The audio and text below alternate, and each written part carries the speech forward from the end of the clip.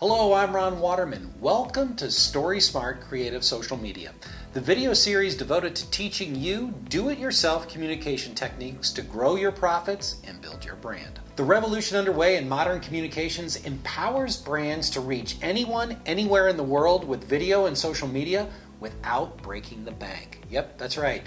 I'm here to help inspire and empower you to get out there, be creative, and share your story.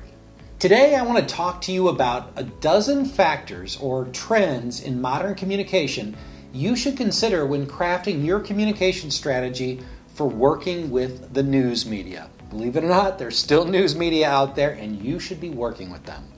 First, there's a trend away from traditional media towards online or digital media when it comes to where the public gets their news and information. More than that, people have moved away from some of the biggest names in media towards blogs and outlets that simply didn't exist not that long ago. It's critical to realize that just because you haven't heard of them before doesn't mean that they don't have an audience. Second, brands have the capacity to speak directly to their customers unfiltered by the media. If you've watched any of my videos, you know that that's something I'm very passionate about. You know me, I'm a strong advocate that you should be sharing your own story directly with your customers. That's why I started this channel, to help you do just that. The fact is that in the search economy, the public wants to go right to the source of information, cutting out the middleman. That's why every brand, I don't care who you are, should be investing in telling their own story on their website and via social media. I can tell you that when you reach out to the media, the very first place they're going to go to check out you is your website. They're going to expect to have the story there, so you should be telling your story there. Third, social media is literally changing how news and information is gathered. It's influencing what's being covered, how it's being covered, and exponentially increasing the speed of coverage. Being first is often much more important for news outlets than being right. It's a sad fact, which is really challenging the basic journalistic guidelines that we've all come to expect from our news media. I'm talking about fact-checking, getting confirmation from a source with direct knowledge, or using multiple sources to verify facts. The standards today are so much looser. News aggregation is real, and frankly, it's not just aggregation, it's aggravating at times, especially when outlets pass off coverage as their own, when in fact they're simply sharing stories written by another publication. It's really frustrating when the original story is wrong and they just keep repeating it. It happens, and it happens every day. It's happening with increasing regularity. You just have to count on that fact. Fourth, today, news outlets get tips directly from viewers or readers via social media. Rather than simply monitoring police radios in newsrooms, staff are devoted to scouring Twitter and Facebook to pick up the latest gossip and news tips. Sometimes false or spurious things are shared on social media. I know that comes as a shock to you. So you can imagine that newsrooms have their work cut out for them to verify the veracity of some of the claims. Fifth, how news breaks today is vastly different than it was a generation ago. News about Whitney Houston's death broke 27 minutes before press had it because a relative of the hairdresser who found her body tweeted it. When a shooting took place in a movie theater in Aurora, Colorado a number of years ago, news broke via social media. When I was with the Cardinals, a steel metal plate fell off the stadium and fans standing in line for tickets, yeah, believe it or not, there were still fans who went to the ticket box office. Well, those fans evidently immediately went to the Facebook pages of two of the local television stations here in town to share the news. I was at lunch when it happened, and I got a phone call from our general counsel who recommended that I get back to the ballpark as quickly as possible because he thought, you know what, the media are probably going to become aware of this because we're putting caution tape up around the entire stadium. So it took me about 15 minutes to get back to the ballpark, and by the time I had arrived, two of the news stations were already on hand. Sixth, another trend is that media outlets are being forced to do more with less, just like everybody else, more with less. Budgets are tight, and the push for constant content is real. Less experienced journalists are expected to now do more than their predecessors. In TV, multimedia journalists who shoot, star, and edit in the news story have replaced traditional reporters. These reporters are also expected to not only get the story, but to post to social media. As a result, getting things right is more difficult. That's something that you need to keep in mind when you're working with them. You need to make it as easy as possible for them. 7, there's a big trend toward what I call media convergence. Newspapers now need video and audio. TV and radio are looking for content for their websites. Reporters are expected to cover multiple stories, write and produce their own work, and gather all sorts of mixed media content with those stories. 8, mobile phones have changed everything. Let me repeat that. Mobile phones have changed everything, from how news is consumed to how news is gathered. News is very much immediate. It can travel the globe in no time at all.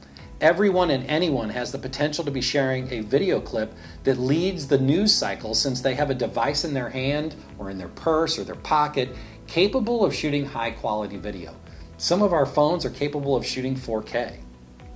9th, citizen journalism is real. With protesters covering themselves by live streaming the protest and getting up close and personal with police who have been dispatched to ensure a lawful assembly. Needless to say, it's likely changed media training in the local police department. 10th, the definition of television is changing. Frankly, it's already changed.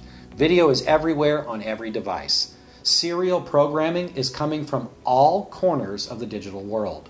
Starbucks and the St. Louis Cardinals can create original content that is consumed by an audience. The barrier to entry is minimal, almost non-existent. 11th, communication isn't one direction. It's multi-directional thanks to social media. Everyone is joining the conversation. Hashtags are no longer tic-tac-toe. Every press release we would do with the Cardinals, we would include at least one hashtag, because we wanted to help guide the media that were covering us to use that hashtag, and we wanted our fans to engage, as well as knowing that our releases were going directly to the fans as well. Finally, number 12, we hear all about fake news. Despite the fact that this term is grossly overused in the realm of politics, the facts are indisputable that we now know that the Russian government tried to manipulate American voters in the 2016 presidential election by posting fake news stories. Content creation has replaced real journalism, so everyone needs to be very discerning when digesting quote-unquote news content on the internet. So what does all that mean to you? How can your brand navigate this brave new world and effectively utilize communications? At the most basic level, it's very simple.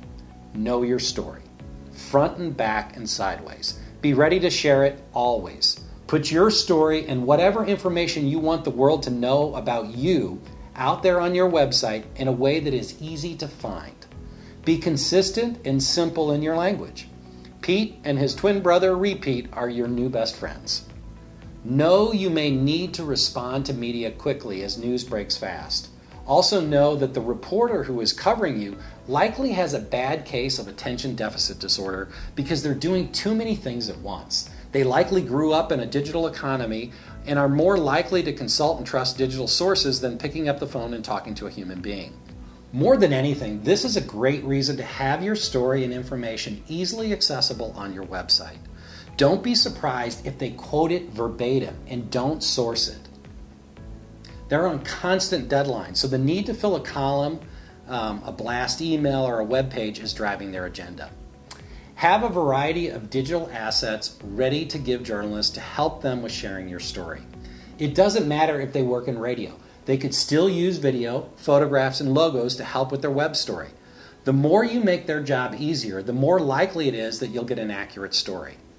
Make sure that your brand community is engaged to help share and comment on media stories. Build relationships with the media. Get to know them as people. Recognize that they have a job to do and you can help them. Be discerning and have a healthy, critical eye with everything you consume. Invest in video storytelling. It doesn't cost much at all, and it's extremely powerful. It's your brand and your story. Take ownership of it. Do everything that you can to get it out there. There you have it, a dozen factors that are influencing media coverage today. Keep these in mind in working with the press. As much as I will devote time to encouraging you to share your story directly, I'm also a firm believer that can't be your sole strategy. News media are extremely relevant. When I appear on television, I'm overwhelmed by the number of people who tell me they saw me on TV. Traditional media is still extremely relevant. Don't forget that. All that said, your strategy should be built on a strong direct storytelling foundation. Your website is your most important asset. In the digital search economy, as I like to call it, it's your most valuable real estate and your most important salesperson. You owe it to your brand to share your smart story directly with your audience. With today's video, I want you to realize that the news media are part of your target audience. So I hope today was helpful. Please like, comment, and subscribe. Join me weekly as I share simple tips to grow your brand using do-it-yourself communication strategies. I promise to inform, inspire, and empower you to take full advantage of all of the free communication tools at your disposal to build your brand. Until next time, stay story smart.